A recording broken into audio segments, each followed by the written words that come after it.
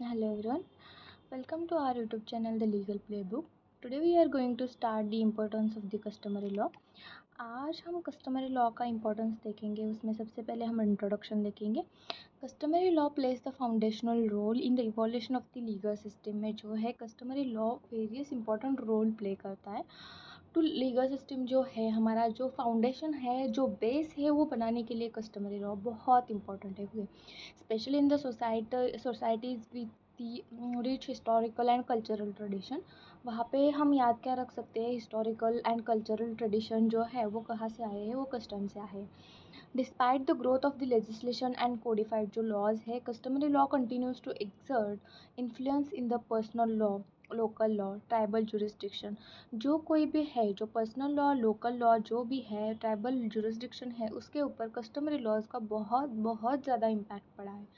And often complements to fill up the gap between the formal legislative जो legal frameworks है, customs and legal frameworks का जो gap है वो fulfil करने में कस्टम्स बहुत इंपॉर्टेंट रोल प्ले करता है. ओके, इसके बाद जो है it's reflects the live experiences and moral convictions and the social norms and continuity and is often more acceptable and accessible to the people that the state made law जो state made laws है. उसके बाद जो है significance of the customary law.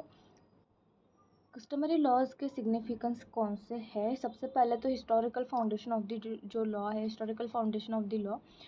तो basic historical foundation of law में customary law predates the codified law. जो customary law है वो क्या है, उसके ऊपर जो कोडिफाइड लॉज बनाए गए हैं, जैसे कि हिंदू लॉ जो है, उसमें जो हिंदू मैरिज एक्ट है वो कोडिफाइड लॉज बनाए गए हैं. इन early human societies, laws are evolved not from the legislation but the repeatedly patterns of the behavior accepted by the community.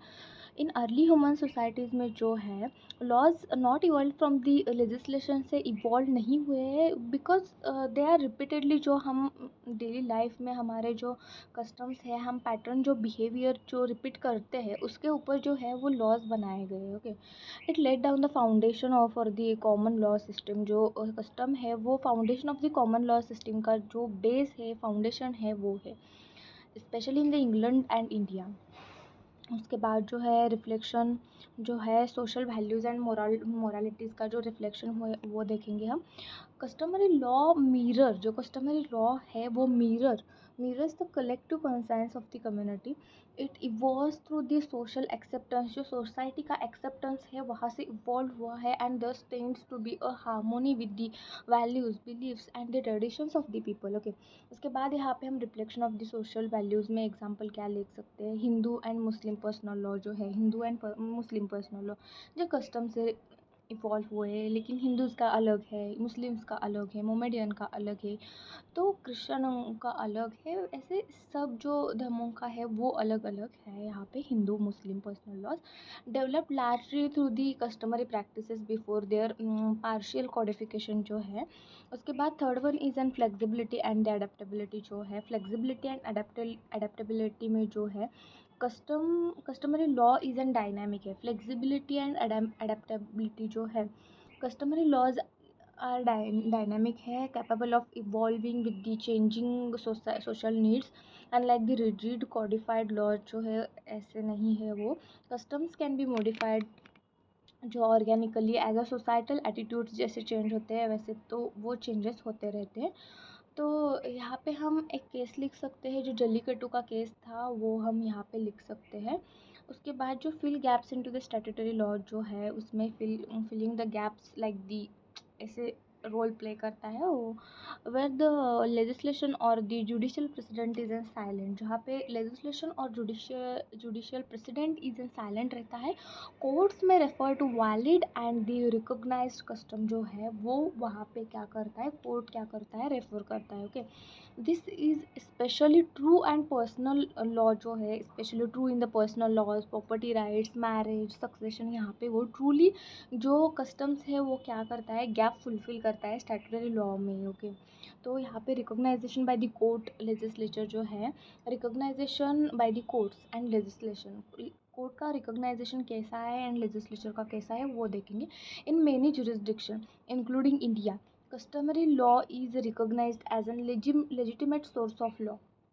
Customary law जो है हम as a legitimate source of law ऐसे recognize कर चुके हैं. Article 13 clause 1 of the Indian constitution accepts laws in force before the constitution which included the custom unless they are inconsistent with the fundamental law.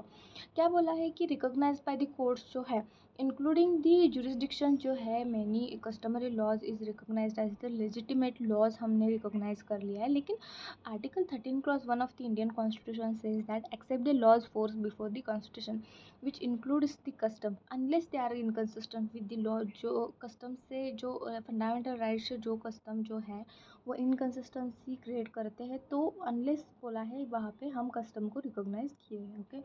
उसके बाद जो है example जो है section 3A of the Hindu marriage act 1955 defines the customs and allows for the customary divorce under the certain conditions पे 3A of Hindu marriage act में क्या बोला है divorce on the basis of customs उन्होंने अलाउ किया है.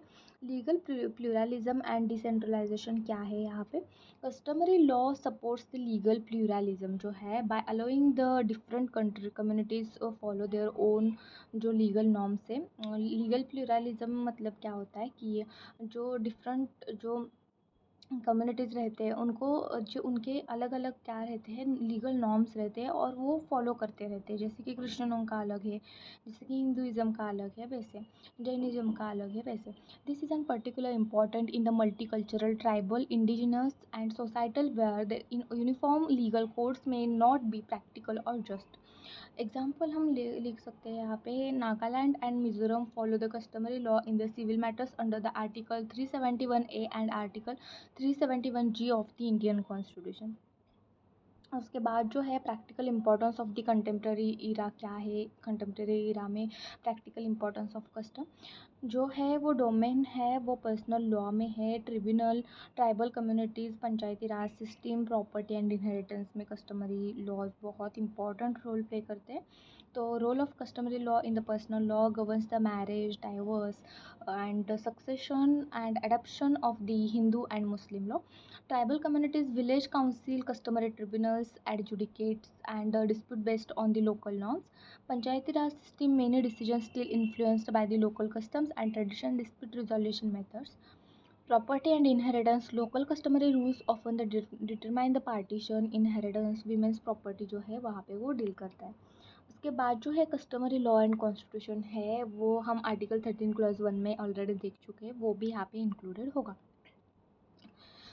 अ बैलेंसिंग एक्ट है customary law and यहाँ पे आर्टिकल 13 क्लॉज 1 ऐड कीजिए.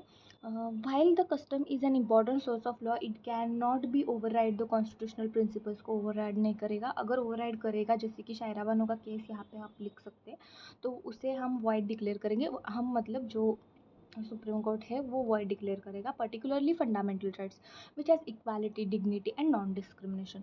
लैंडमार्क केसेस है state of Bombay versus Narasu Appa Mali 1952. Personal laws not subject to the part 3 of the Indian Constitution, though this has been debated recently. Okay, जो personal laws है not subjected to the part 3 से subjected नहीं है. It is an debatable part recently debatable में जो अभी बोला मैंने शायरा बानो का केस है versus union of India 2017. Triple talaq was declared the unconstitutional despite being the religious and customary practice. Indian young lawyers association versus जो स्टेट ऑफ केरला का Sabarimala case है और 2018 का वो भी हम यहाँ पे लिख सकते हैं. Customary bar on the women's interest struck down the unconstitutional declare कर दिया है. ओके. उसके बाद क्रिटिकल एनालिसिस करेंगे हम उसको कस्टम्स को सबको क्रिटिकल एनालिसिस करना है हमको. ओके. तो यहाँ पे एडवांटेजेस में क्या है reflects the real community practice जो रियल कम्युनिटी प्रैक्टिस है उसको रिफ्लेक्ट करता है. एंड चैलेंजेस एडवांटेजेस चैलेंजेस दोनों दिखेंगे. Reflects the real community practices को रिफ्लेक्ट करता है और यहाँ पे conflict with the human rights को कॉन्फ्लिक्ट करता है. एडवांटेजेस में more accessible to the people and challenges में डिफ़िकल्टी टू कोडिफाई और प्रूव इन द कोर्ट में प्रूव करना बहुत डिफ़िकल्ट होता है. और encourage the legal pluralism encourage करता है. कैन बी पैट्रियार्चल और डिस्क्रिमिनेटरी हो सकता है चैलेंजेस में. Cost effective dispute resolution various widely leading to inconsistency यहाँ पे हो सकता है.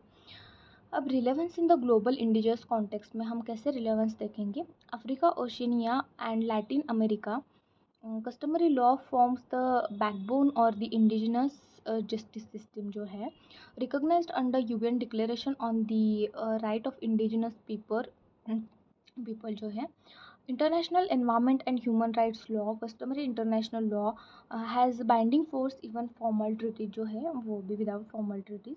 कंक्लूजन देखेंगे, customary law remains the integral part of the legal system specially in the pluralistic and traditional reach जो societies like India. While the modern legislation and the judicial precedent have the assumed prominence, the customs continues to the operate at the grassroots level, offering the cultural sensitivity and the social rooted norms. ये हुआ हमारा जो है वो custom basis जो है, origin and binding force of custom जो है, and importance of the customary law जो है वो ख़त्म हुआ। Thank you.